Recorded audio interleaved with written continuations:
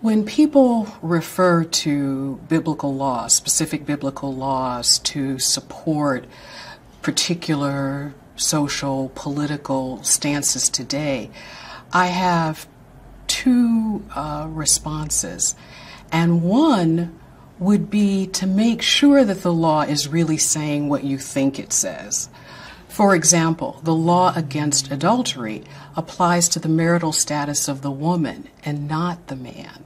So as long as a married man might be involved with a single woman or a woman who is married to a foreign man or any other man whose rights and relationship the Israelite male wasn't bound to respect, it meant that it was not adultery. So when that is referred to in the contemporary setting and applied to a married man, we have to realize that that's actually not what the law said or intended originally.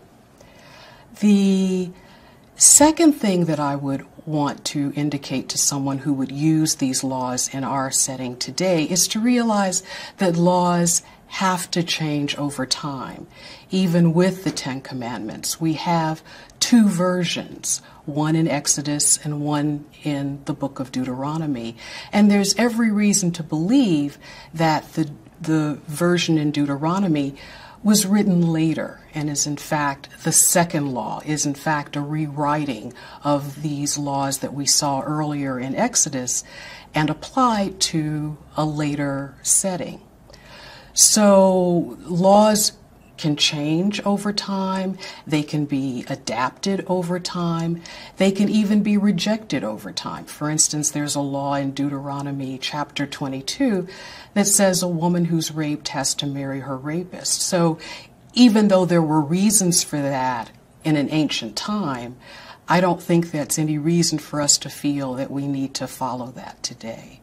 So applying ancient laws can be tricky, especially if you're not taking into account the reasons why they would have been written in an earlier time and place, and if you're not taking into account the reasons why they shouldn't be applied today.